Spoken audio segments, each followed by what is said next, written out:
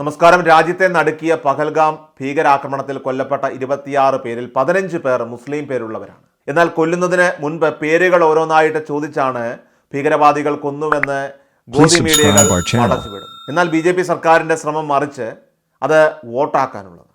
കാരണം സൗദി യാത്ര റദ്ദാക്കിക്കൊണ്ട് പ്രധാനമന്ത്രി ഇന്ത്യയിലേക്ക് തിരിച്ചു വരുന്നുവെന്ന് കേട്ടപ്പോൾ എല്ലാവരും വിചാരിച്ചിരുന്നത് ആക്രമണത്തിൽ വലിയ രീതിയിൽ ദുഃഖിതരായിട്ടുള്ള കശ്മീരികളെ സമാധാനിപ്പിക്കാനുള്ള ഒരു സന്ദർശനം നടത്താനായിരിക്കും പ്രധാനമന്ത്രി എത്തുക എന്ന്. എന്നാൽ എല്ലാവരുടെയും കണക്കുകൂട്ടലുകൾ തെറ്റിച്ചുകൊണ്ട് അദ്ദേഹം പോയതാകട്ടെ നേരെ ബീഹാറിലേക്കാണ്. ബീഹാറിൽ തെരഞ്ഞെടുപ്പ് പ്രചരണവുമായി ബന്ധപ്പെട്ട കാര്യത്തിനാണ് നിതീഷ് കുമാറിനോടൊപ്പം വേദി പങ്കിടാനായിട്ട് മോദി അവിടെ എത്തിയത്. എന്നിട്ട് അവിടെ ചെന്ന് പാകിസ്ഥാനെതിരെ ഞങ്ങൾ ശക്തമായി തിരിച്ചടിക്കും, പ്രതികരിക്കുമെന്ന് പറഞ്ഞുകൊണ്ട് നരേന്ദ്രമോദി പ്രസംഗിക്കുന്നത്.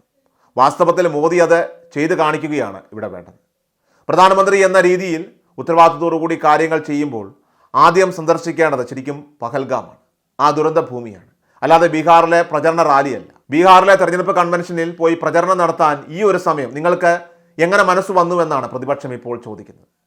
കഴിഞ്ഞ ദിവസം തൃണമൂൽ MP ആയിട്ടുള്ള മഹുവ മൊയ്ത്രയും ശക്തമായ രീതിയിൽ മോദി സർക്കാരിനെതിരെ പ്രതികരിക്കുകയുണ്ടായി.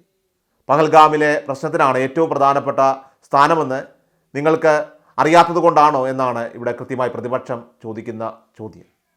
ഡൽഹിയിൽ നിന്നുള്ള ഇർഷാദ് ഖാൻ, ഹരിയാനയിൽ നിന്നുള്ള നീരജ് വർമ്മ, UP യിൽ നിന്നുള്ള സലീം ഖാൻ, UP യിൽ നിന്നുള്ള മീനാക്ഷി ത്രിപാഠി, ജമ്മുവിൽ നിന്നുള്ള റിയാസ് അഹമ്മദ്, ഡൽഹിയിൽ നിന്നുള്ള ഷാഹിദ് ഹുസൈൻ, മഹാരാഷ്ട്രയിൽ നിന്നുള്ള ഷെരീഫ് ഷെയ്ഖ്, മധ്യപ്രദേശിൽ നിന്നുള്ള രാകേഷ് യാദവ്, ഗുജറാത്തിൽ നിന്നുള്ള അസ്ലം മിർസ, ബീഹാറിൽ നിന്നുള്ള സുനിൽ ഗുപ്ത, UP യിൽ നിന്നുള്ള നസീം ഖാൻ, UP യിൽ നിന്നുള്ള ദീപക് വർമ്മ, കേരളത്തിൽ നിന്നുള്ള രാമചന്ദ്രൻ, ബീഹാറിൽ നിന്നുള്ള അഫ്സൽ അൻസാരി, മഹാരാഷ്ട്രയിൽ നിന്നുള്ള മുഹസൈൻ ഷെയ്ഖ്, ഡൽഹിയിൽ നിന്നുള്ള സുരേഷ് കുമാർ, പഞ്ചാബിൽ നിന്നുള്ള ജമീൽ അഹമ്മദ്, ഹരിയാനയിൽ നിന്നുള്ള പ്രവീൺ താക്കൂർ, UP യിൽ നിന്നുള്ള ആരിഫ് ഖുറേഷി, പ്രദീപ് മിശ്ര, രമേശ് യാദവ്, ബീഹാറിൽ നിന്നുള്ള അനിൽ റോയ്, രാജസ്ഥാനിൽ നിന്നുള്ള സലീം ബൈക്ക്, ഡൽഹിയിൽ നിന്നുള്ള ഫൈസൽ ഖാൻ, UP യിൽ നിന്നുള്ള അനീസ് ഖുറേഷി, UP യിൽ നിന്നുള്ള മുഹമ്മദ് ആസിഫ് എന്നീ പേരുകളിൽ നിന്നും എന്താണ് നമുക്ക് വ്യക്തമാകുന്നത്? അവർ പേര് ചോദിച്ച് അവർ ട്രൗസർ അഴിച്ചിട്ടാണ് വെടി ഉതിർത്തത് എന്ന് ഗോദി മീഡിയകൾ തട്ടിവിടുമ്പോൾ അതിനെ ഏറ്റുപാടുന്നവർ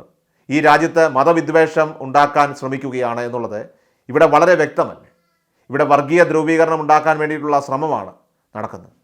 ഇതുതന്നെയാണ് അമിത്ഷാ ഉത്തർപ്രദേശിൽ ഇലക്ഷൻ എഞ്ചിനീയറിംഗ് എന്ന് ഓമന പേരിട്ടുകൊണ്ട് 2014 തെരഞ്ഞെടുപ്പിൽ പയറ്റിയത്. ഇതുതന്നെയാണ് സംഘപരിവാർ ഭൂരിപക്ഷം പിടിച്ചെടുക്കാൻ വേണ്ടിയിട്ട് ഈ രാജ്യം മുഴുവൻ ഇപ്പോൾ ചെയ്തുകൊണ്ടിരിക്കുന്നത്. അതായത് കലാപ സാഹചര്യത്തെയും അതുപോലെ തന്നെ ഭീകരാക്രമണത്തെയും ഒരു വോട്ടാക്കി മാറ്റി മുതലെടുക്കാൻ വേണ്ടിയിട്ടുള്ള തീവ്ര ശ്രമമാണ് നടന്നുകൊണ്ടിരിക്കുന്നത്. ഭീകരാക്രമണത്തെ തുടർന്നുള്ള സർജിക്കൽ സ്ട്രൈക്ക്, ഇതെല്ലാം തന്നെ ഓരോ സ്ഥലത്തും പ്രചരണത്തിന് വേണ്ടിയിട്ട് അവർ വളരെ കൃത്യമായി തന്നെ ഉപയോഗിക്കുകയും എന്നിട്ട് അതിനെ വോട്ടാക്കി മാറ്റാൻ ശ്രമിച്ചുവെന്നാണ് ഇപ്പോൾ കോൺഗ്രസ് നേതാക്കൾ ഒന്നടങ്കം ആരോപിക്കുന്നത്. ഈ രാജ്യത്ത് ഏത് മതവിഭാഗത്തിൽപ്പെട്ടവരായാലും അവർക്കെല്ലാം തന്നെ ഒരേ അവകാശം തന്നെയാണ് ഉള്ളത് എന്നതാണ് ഭരണഘടനയിൽ പറയുന്നത്.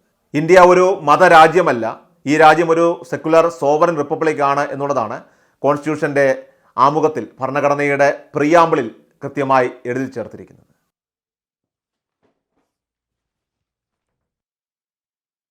എല്ലാ ദിവസവും വാർത്തകൾക്കായി സബ്സ്ക്രൈബ് ചെയ്യുക, ഫോളോ ചെയ്യുക.